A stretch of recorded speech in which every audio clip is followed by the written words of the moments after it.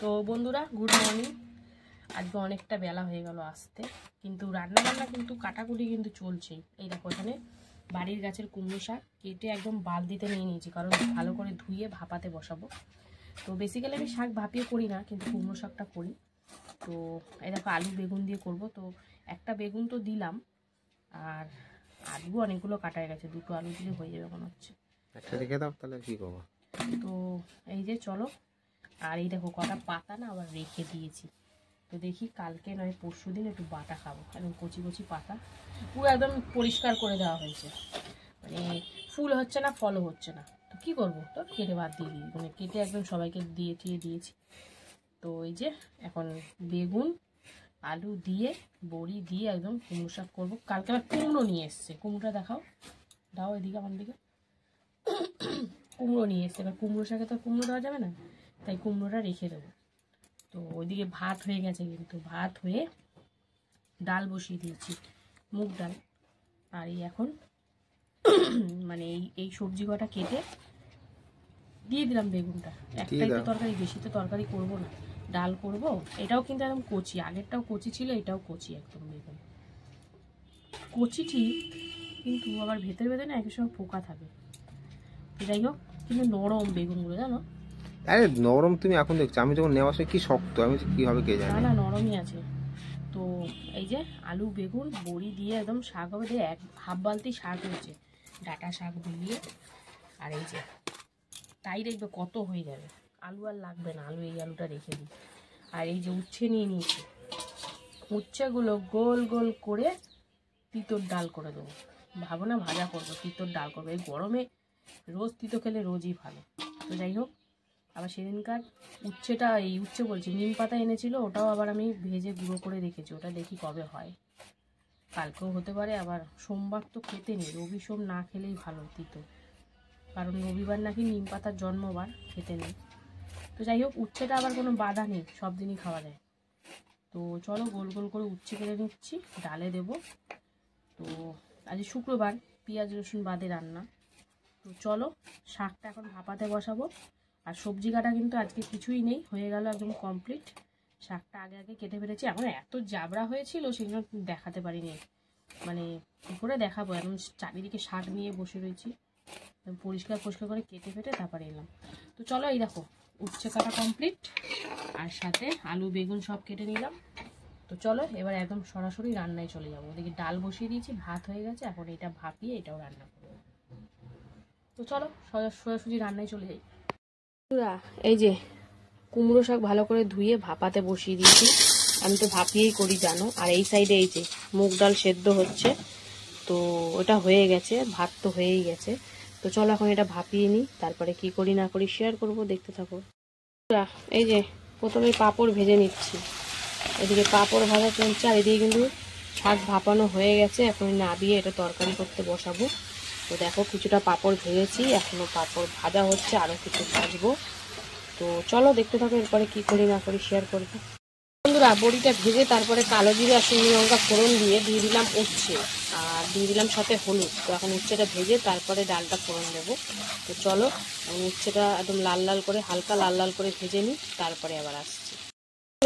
এই যে শাক বসাবো, তার জন্য কালো জিরে আর শুকনো লঙ্কা আর দিয়েছি হচ্ছে হলুদ।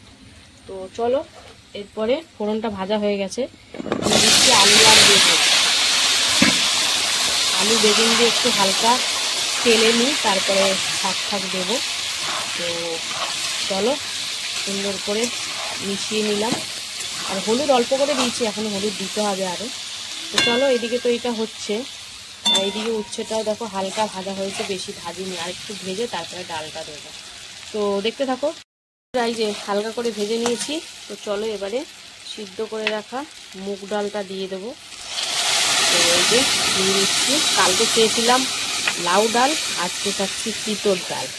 তো চলো এখন লবণটা দেওয়া হয়নি, লবণটা দেবো। তো চলো সুন্দর করে মিশিয়ে নিলাম।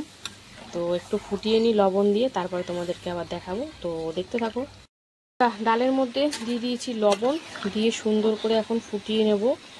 আর এই দিকে দেখো আলু বেগুন হালকা করে একটু ভেজে নিয়ে দিয়ে দিলাম ভাপিয়ে রাখা কুমড়ো শাক। এখনও লবণ টবণ কিছু দিইনি, তো আস্তে আস্তে দেবো একটু মধু হালকা। তো চলো এখন সুন্দর করে মিশিয়ে নিই। আর অনেকটাই হয়ে গেছে দেখো, রান্না করলে জানি না কতটা হবে। তো খুব কমে না, খুব একটা কমে না এইসব শাক, কাটা কাটা থাকে। তো তো চলো দুদিকে দুটো হচ্ছে, তো ডালটা হোক, তারপরে কুমড়ো শাকটা অবশ্যই দেখাবো। তো ডালটা আগে ফুটিয়ে নিই সুন্দর করে, তারপরে আসছি আবার। কুমড়ো শাকের মধ্যে দিয়ে দিয়েছি দেখো লবণ, হলুদ, জিরের গুঁড়ো আর কাঁচা লঙ্কা দিয়ে এখন সুন্দর করে মিশামিশি করে নিচ্ছি। এর বেশি কিন্তু আর কিছু মশলার মধ্যে যাবে না। তো এখন চলো সুন্দর করে মিশিয়ে নিই, আর এটা এখন ভালো করে হবে। দেখি কি কতটা জল বেরায়, তো দেখতে থাকো। এই যে ঘন করে উচ্ছে দিয়ে মুগের ডাল একদম রেডি। তো চলো ভালো করে ফুটিয়ে নিয়েছি, এবারে নাবিয়ে নেব। জল তো হালকা বেরিয়েছিল, এই দেখো আমি ঢাকা দিয়ে দিয়ে করছি একদম লো ফ্লেমে। তো মোটামুটি দেখো এখন আলু ঠালু ভালো করে সিদ্ধ হয়ে গেছে। তো এখন আমি দিয়ে দেবো এর মধ্যে ভেজে রাখা বড়ি। তো এই বড়িটা না অতটা ভালো না, তো আগে থেকে দিলে একটু জুসি জুসি হলে বেশি ভালো লাগছে। আর দিয়ে দেবো এই যে কুমড়ো শাক, মানে একটু চিনি যাবে। তো চলো এখন সুন্দর করে মিশিয়ে আবারও ঢাকা দিয়ে দিয়ে 5-7 মিনিট মতন রান্না করে নেব, তাহলে আরও ভালোভাবে ব্যাপারটা খেতে লাগবে। তো চলো সুন্দর করে মিশিয়ে নিচ্ছি বড়ি আর চিনি দিয়ে। তো বন্ধুরা প্রপার হলে তোমাদের দেখাবো, তো দেখতে থাকো। বন্ধুরা এই যে কুমড়ো শাক আলু বেগুন বড়ি দিয়ে একদম রেডি। বড়ি আর চিনি দিয়েও কিছুক্ষণ করে নিলাম। তো এখন নাবিয়ে নেব, কারণ আমার কর্তামশাই আবার একদম শুকনো শুকনো পছন্দ করে না, একটু জুসি জুসি ভাব থাকবে, গামাখা গামাখা, ওটাই পছন্দ করে।